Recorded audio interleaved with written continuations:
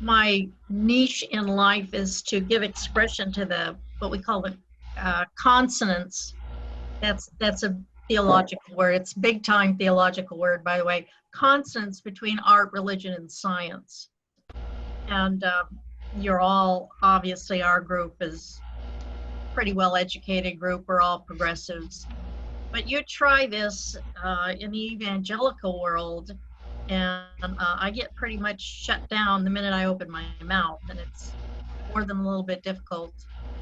Um, I think what's really interesting and where we all might tune in together is a recognition of just how big the issue of religion and science is, and this consonance meaning weaving, coming together. Actually, that's not true. Consonance is more like a meeting like this, where they don't rip each other apart, basically. Uh, they're nice to each other. Uh, what I'm suggesting is that religion and science are melded together, and that's what we need to look for. Uh, my point this morning is just how big that issue is. And the issue that I bring to the evangelical world is that if this pandemic doesn't tell them about the need for science, they're just losing their mind. I just don't even know where to go beyond this pandemic. All of us distance and we all wear masks. And you know, yesterday I took a little jaunt for dinner and I was down in Annapolis, and I drove into a street fair in Annapolis where the streets were crowded with people milling around. Why? I mean, clearly had no understanding of why we need to separate, etc. So with the pandemic, the need for religion and science to meld, I think, is one of the greatest issues, I think, of the next several centuries, not just this century. And you find, even in the Episcopal world, this is, I brought some books, y'all can see them, I think, online. Okay, this is by Rowan Williams, and we've probably all read him, several books. Here's one, here's another, The Wound of Knowledge. Can you imagine? This guy is the head of our church, God bless him. He's the Bishop of Canterbury, is that, I think that's correct? I was the last one, yeah. Here he is calling knowledge a wound. That's the implication of the title. Excuse me, but it seems to me what I'm talking about is the unity of knowledge. And if you go to a priest called John Polkinghorne, he expressed the idea that knowledge can bring unity. Scientists take that step of faith where if water is H2O here, it's H2O 500 light years that way. So oxygen, I see heads nodding. So that we know, or we think, that the what do you call it? The laws of nature that apply here apply throughout the cosmos. That is actually a leap of faith. And if that isn't the unity of knowledge right there in our face, I'm just dumbfounded. And so here is the head of our own church talking about the wound of knowledge. And I'm suggesting that knowledge is the key. And what John Polkinghorne suggests is that understanding nature is like understanding God. If God created the cosmos, then if we're going to understand God, then let's look at the cosmos. Let's look at reality. And so the bottom line comes to this, that religion needs to take a reasoned intellectual approach. It doesn't have to be science alone, because we don't want to forget our feelings and compassion. But with a reasoned approach, we can come closer to God rather than far away. So here I'm looking at this book. Just, this is why I'm an artist, and this will explain it all to you. It's called this Celtic Prayer. It's by a famous guy, Newell, John Newell. And, it's a beautiful Celtic written book. And it has all these art plates in it. So here's one of the plates. Yes, it is a blue stripe, a gold stripe, and a black stripe. And every artwork in this book just simply changes the colors. So here we have a beige stripe, a gold stripe, and black stripe. And I'm suggesting that this is nonsense. My suggestion is that art has to have meaning. And I'm a little bit bolder than a lot of people, and I say it a little bit straighter than a lot of people. But baloney's baloney in my book. Okay, I'm military, but that's what I think. So I've taken one of my artworks. This is an easy one. This is like Black Madonna. There it is. And I've got her up in the Pleiades. And if you look in our prayer book, we used to pray to the Pleiades. You'll find it around. And I think it also addresses issues of racism in art simply because she's Black. And we need to do a whole lot more of that. I see, oh, yeah, you are nodding your head. God bless you. This is one you've seen before. I thought I might take a moment to maybe explain it a little more than I have in the past. There we go. Can you see a little bit? You might recognize it. So here we have what I drew is the mother in the cosmos. Behind her is the Milky Way falling into a chalice. And in her womb, in her belly, is what the Hubble telescope took of background radiation. In other words, radiation that's left over from the Big Bang. And this kind of a painting reflects a whole lot of things. First of all, let's see, right in here, it's data that's converted into something that you can paint, basically, or a graph that the scientists can look at. So this is the background radiation that they think is left over from the Big Bang. So it tends to prove that there actually was a Big Bang.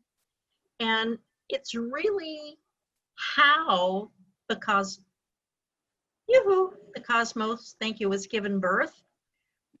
Or that's what we think today. One of the really, I think, coolest things about science is that science believes everything changes.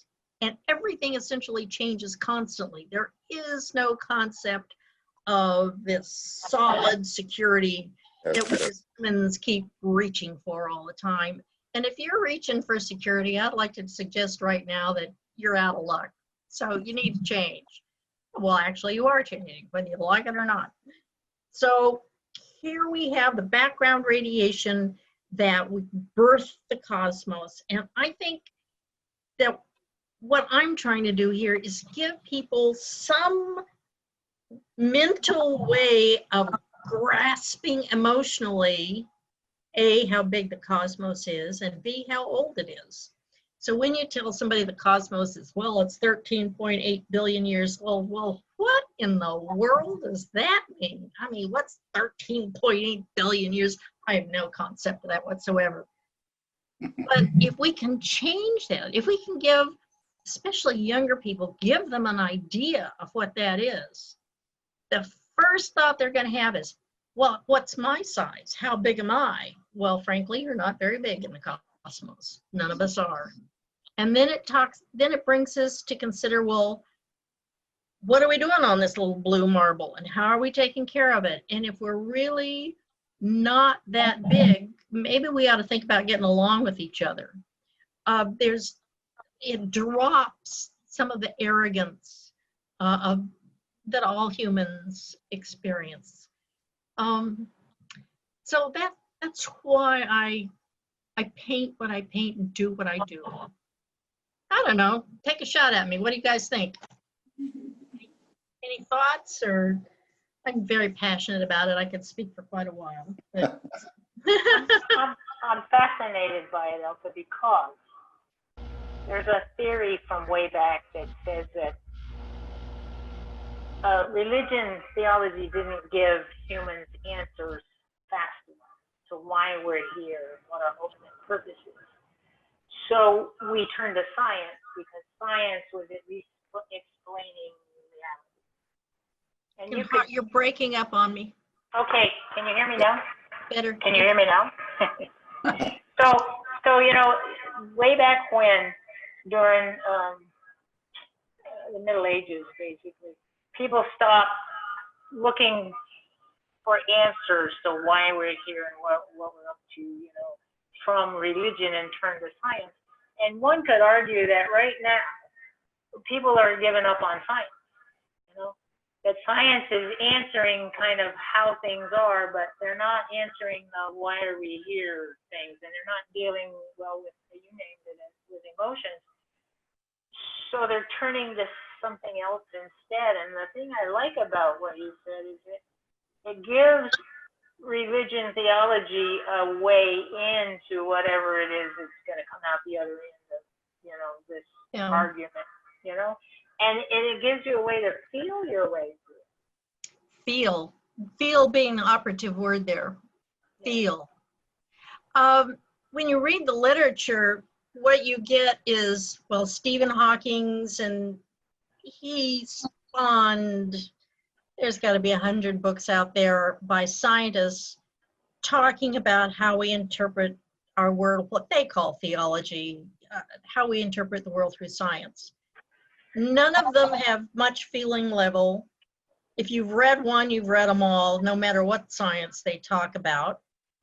And none of them have the courage or the guts to ask the big question, why are we here and what are we doing here? None of them. Now, the other extreme is our, like I was talking about before, Rowan Williams, very highly educated man, Bishop of Canterbury. He's done a lot of scholarly work, not just what we read as lay people, but I mean, the guy's brilliant. But he takes the opposite extreme. He doesn't talk about science at all ever. So somehow we need to bring these together. They are not at opposite ends. Oh, I see somebody else back. They're nodding. You guys are great. Yeah, I mean, they don't necessarily disagree. I don't see why they're. I think one of my missions is to look at the Gospel of John, and he has a lot of issues about, talks about time, for example. He says at the opening that I was here before the world was born. Now, it used to be that was considered poetic, but maybe it's not poetic. Maybe his spirit really was here before the Big Bang. Because now suddenly we're talking about more than one reality. Or maybe it's one reality that we just see a part of. And nobody ever talks about that either. Well, they do to some extent, but the scientists want to talk about it in terms of mathematical equations. The religious people like Rowan want to talk about it. Oh, well, I feel this and I feel that. Well, I'm glad you have feelings, but sometimes it's not enough, and we need to bring them together. I mean, that's part of my soapbox. Anybody else? I'd like to add something. I think one of the reasons that young people have given up on religion is they really don't believe the stories, some of the stories in the Old Testament about how the world was created. And Ray and I watch a lot of programs on TV that have to do with the planets and how life began, because Ray's background was in geology. Mm-hmm. So we watch a lot of these programs, and to me, the whole scientific thing makes a great deal of sense to me, and it also says to me that God is greater than, God can't be contained, and it's so what's happened in the creation of the universe is so impressive that it gives me all the more reason to believe how great God is, and how important that God and Jesus are in my life, because, I mean, what can't they do? I would call that natural theology or nature theology, where you see God expressed through nature. We come to it, there's some problems with that. How do you account for stillbirths and the pandemic? And it's always been an issue with all religions. How do we account for what we see as evil in the world or bad in the world? And I don't think we're going to come to any understanding of it until we have a scientific understanding first. But to go back to your looking at how the Earth was birthed and the planets, that the church somehow, it absolutely has to come to grips with that and fold that into the theology. Frankly, if it doesn't, I think it's going to be over in about the next 200 years, maybe less time than that.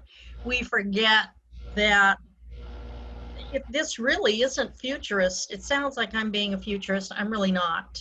The time really for the church to embrace it is past, basically. We've already got the space station flying around out there. The church is just very slow to respond. Our church probably is among the best. So as a group, we look at science in an accepting and understanding intelligible way. But I can tell you, I went over to Wesley, I'm taking an art course, and the guy's telling me his father handled rattlesnakes in church. And that's who's out there. And he looked at me, and when I started talking about science, he just said, "You gotta be kidding." And he started talking about Genesis. And Genesis, has more than one story of how the earth was created. If you read Genesis, it's got two stories, two creation stories. Yeah, I look at Joe's up there nodding. Somehow or the other, we've got to fold in science, or our church is gonna fold. I mean, the whole sense of Christianity is gonna fold, and everybody's gonna be watching science videos. Oh, hey, that's my next. I've said enough. But you're painting it. I'd like to talk about the painting I gave to the church, the tree that we've got. Did you guys hear the Romans? They read Romans, what was it, Romans 12, 1-8 this morning, and it talked about community. Yes, just wanted you to know that our community is represented right in our readings this morning. I was thrilled. It talks about how we all become one in unity, and if there's a reason for my existence, that's it. So when we get tired of trying to make words out of it, we make art out of it. That speaks to people. I think art, because art allows you to free associate, people will drop the language, drop some of the arguments that they make, and literally feel and hopefully think. And once you've got the intellectual process combining with the feeling thought process, I think that's about the best place that humans can be. So what if I show the picture of the Black Madonna? Oh. Since I have it here, is this it. This the right one?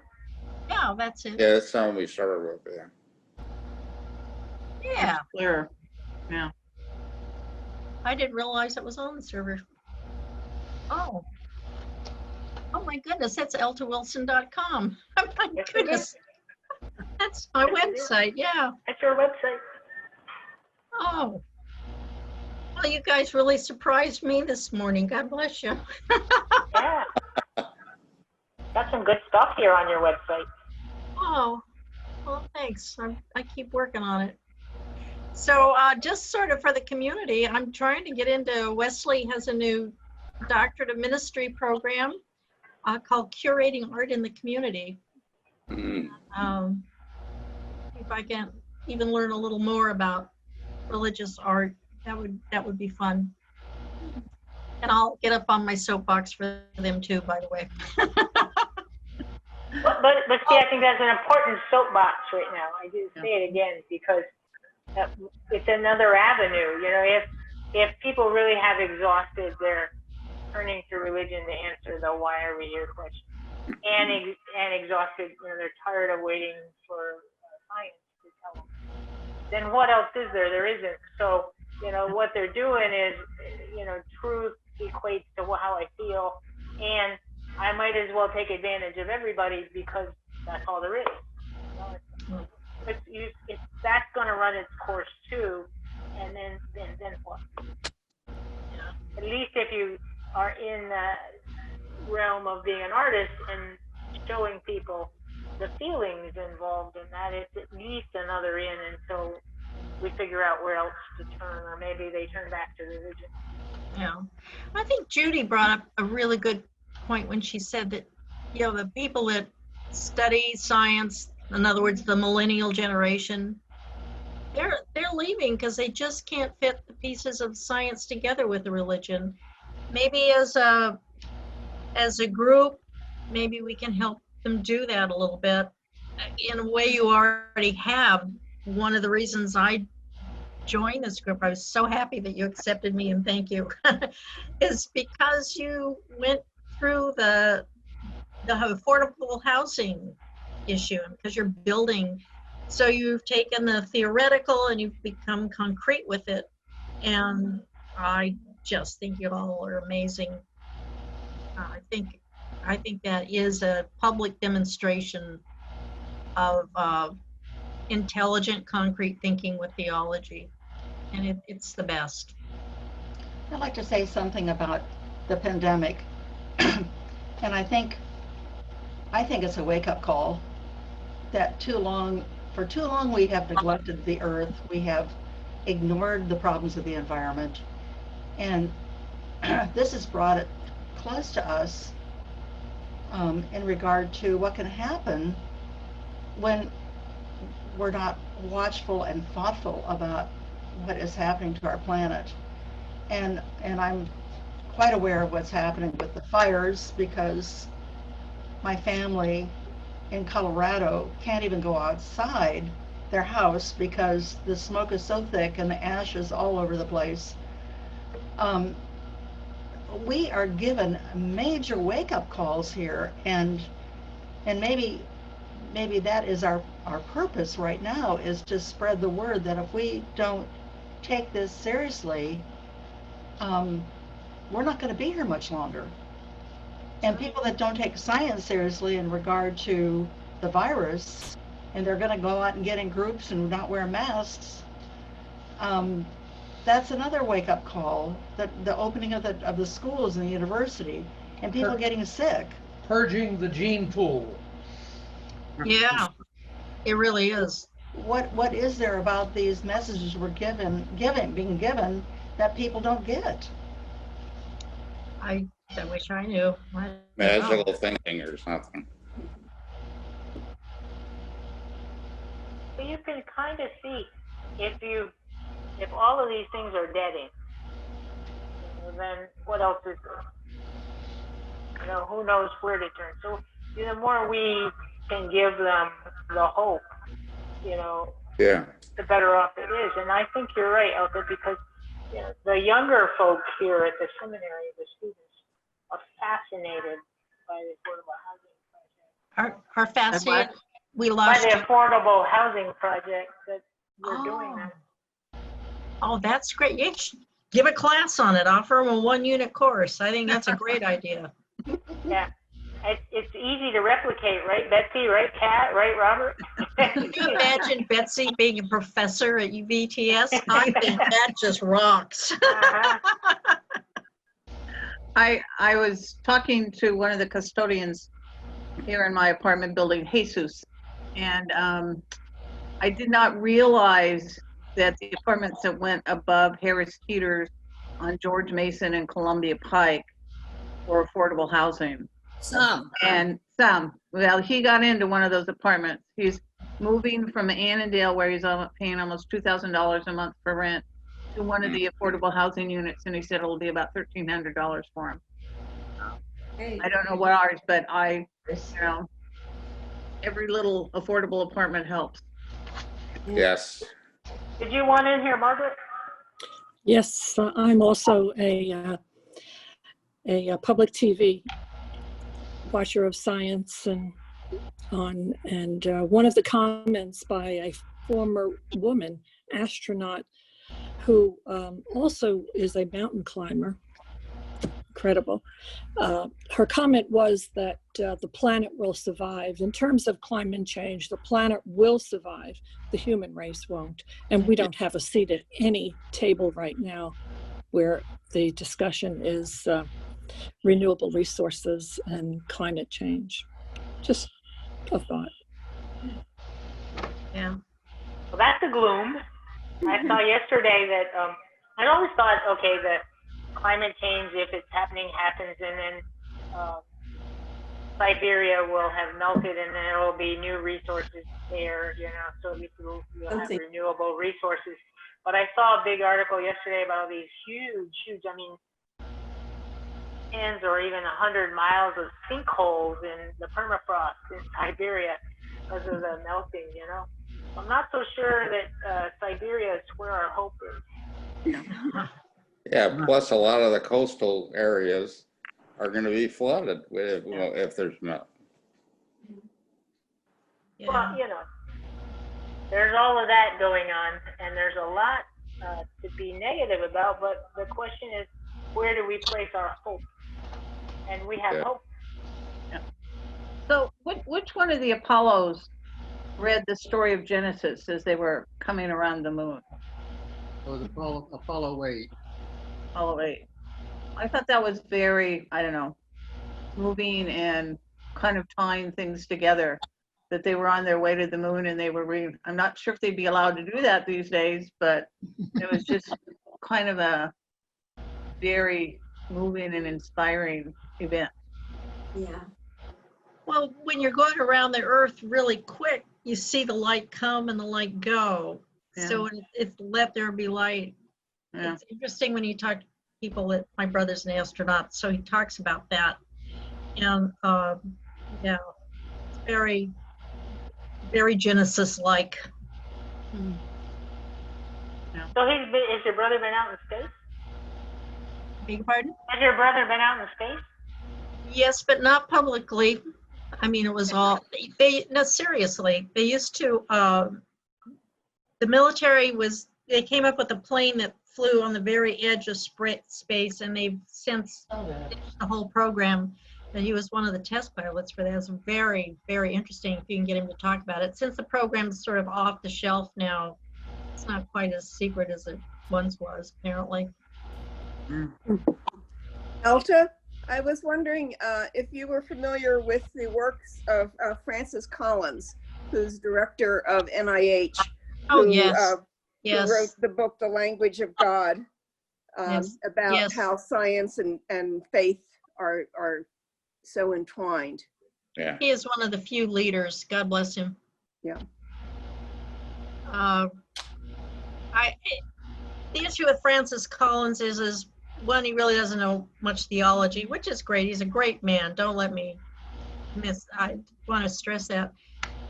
And, he's kind of like us. He's old school. I mean, God bless him. What we need is younger leaders out there.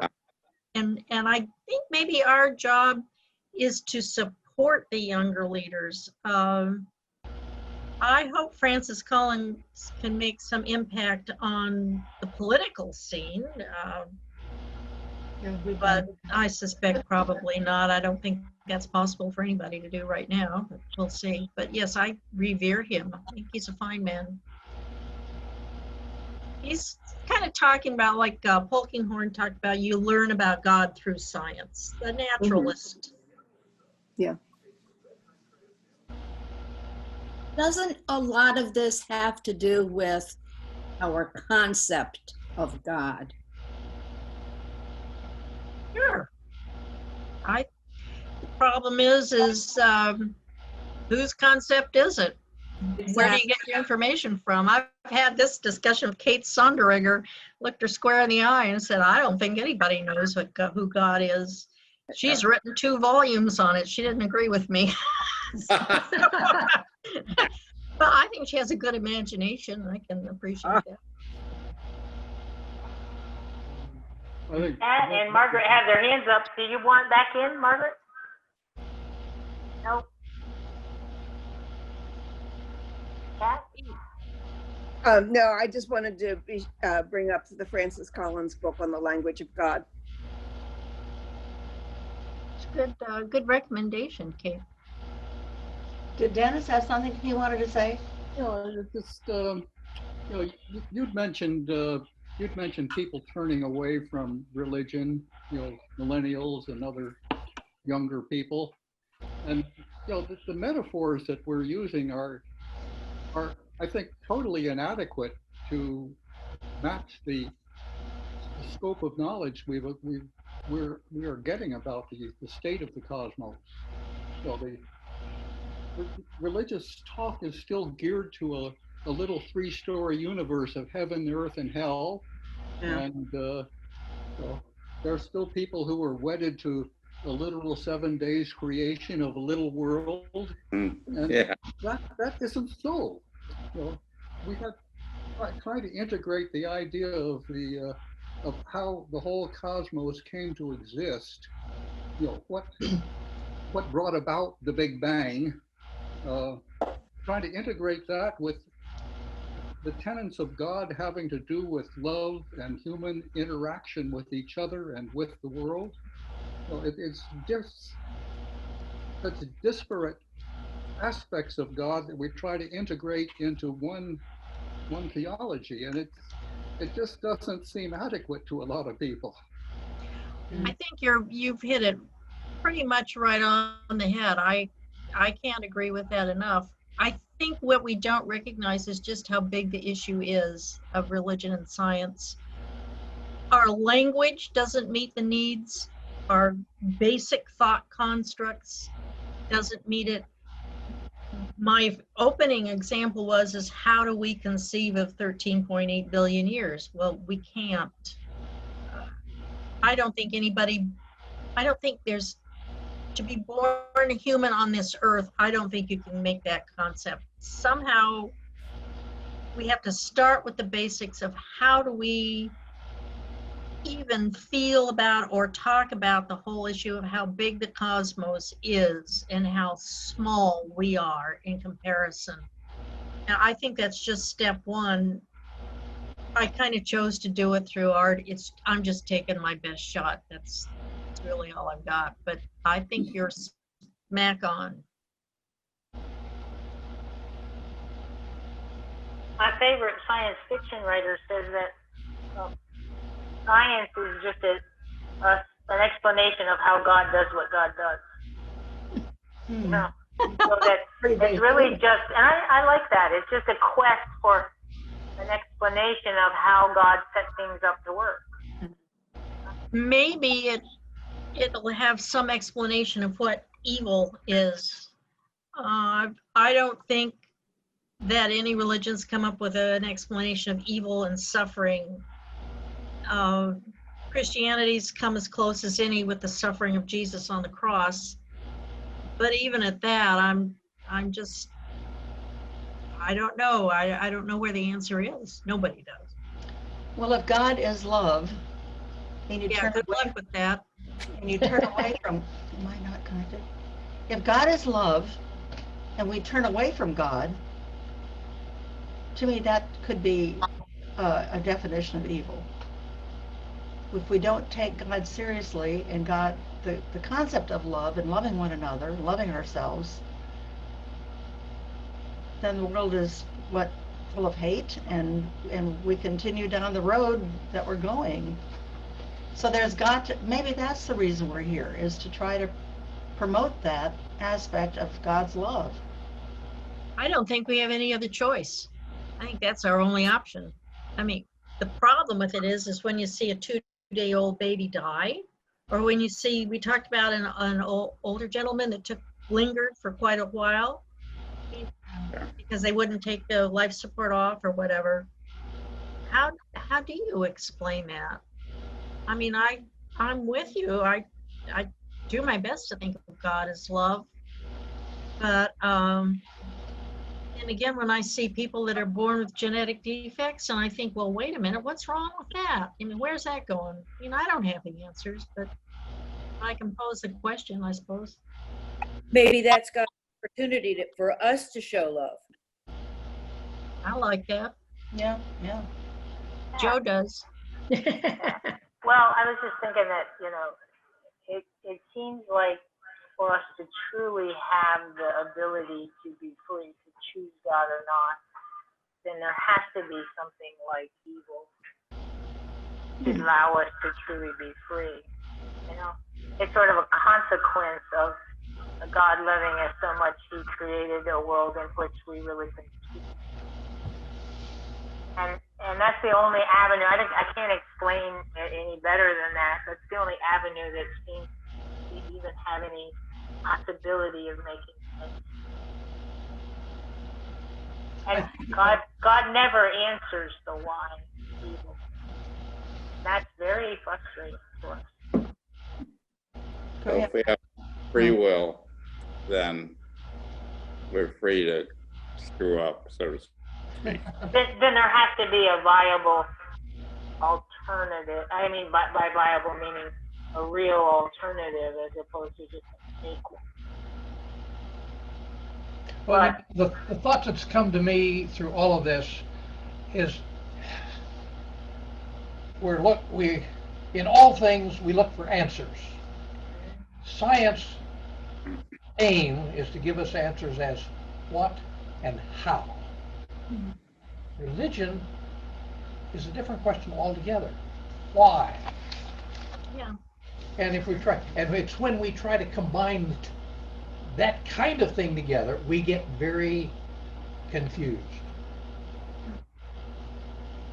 Yeah, and Ray, it's fascinating to me that, since almost from the start of human history, the why are we here kind of thing, how did we get to be here, boils down to either we've just always been, or there was some moment in which we were created. And now, all these years later, all these millennia later, that's the alternative. We're still at either, we've always been here. I mean, that's a viable scientific answer. And then there's, we were created. Well, then who created us? We're still there. All these. We haven't always been here. And you got to decide where you're going to put your money and play out your life, or ignore that completely and just feel good about it, which we've discovered is empty. Yeah. I really like what Pastor Joe said about how her favorite fiction author, science is an explanation of how God does what He does, because when you look at the artistry of Alta and the music and the nature, it's all full of math and geometry and science of God. That's His language. And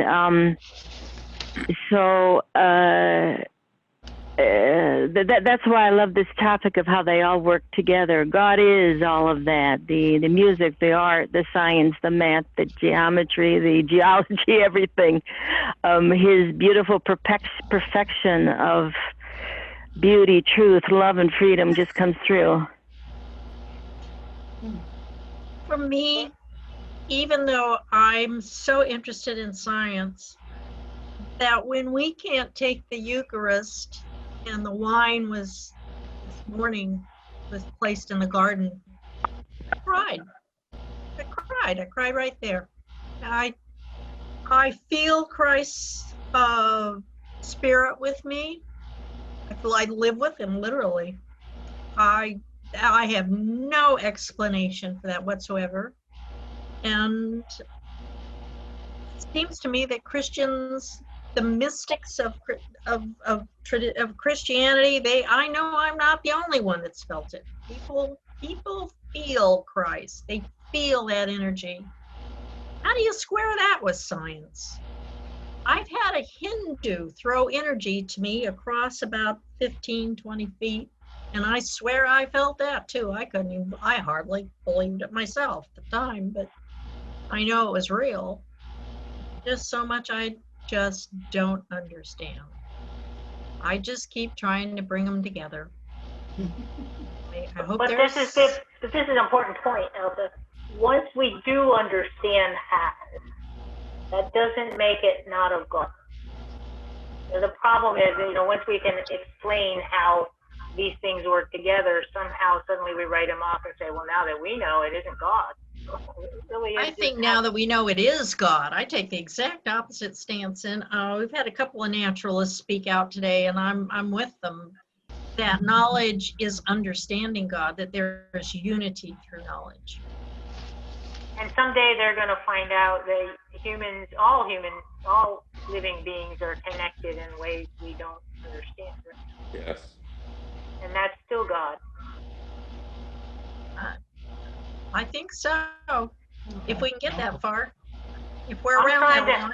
I'm trying to beam some love to all you guys who live over at Goodwin House. Yeah. My heart, there with you. Well, you guys just about have me theologized to parade west at this point. I hear you. So it's fun to have a group that so many ideas, they're so giving and so interested, and yeah, I think to a large part we're on the same page. Yeah. Dennis, Gabe, Pat, Judy, yeah, people that spoke. I thank you so much for allowing me to talk. Joe. Thank you, Elsa. Thank you, Elsa. Thank you for. I wanted to share something with you before we sign off. My daughter says that my granddaughter and I are two of the silliest people on the planet. So my granddaughter sent me a picture of the ceiling of the Sistine Chapel that she found online. God is reaching out to man, as you know. Yeah. He has a bottle of hand sanitizer in his hand. And the other.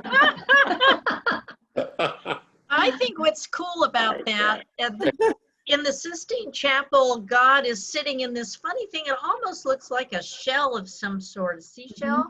It's actually a detailed outline of the human brain. And it's part of how we know that Michelangelo must have carved on some dead bodies in that dead night. He's actually sitting in a perfect diagram of the human brain with his hand sanitizer. Wow. Can you see it? Oh. His hand. Great. That's it. They have is hand sanitizer pouring on the hand. It's in. Well, maybe it's this one. There he goes. There's the brain. You can see it up there. There you go. There it is. Yeah. I love it. Yes, God wants us to continue living. He doesn't want us to die.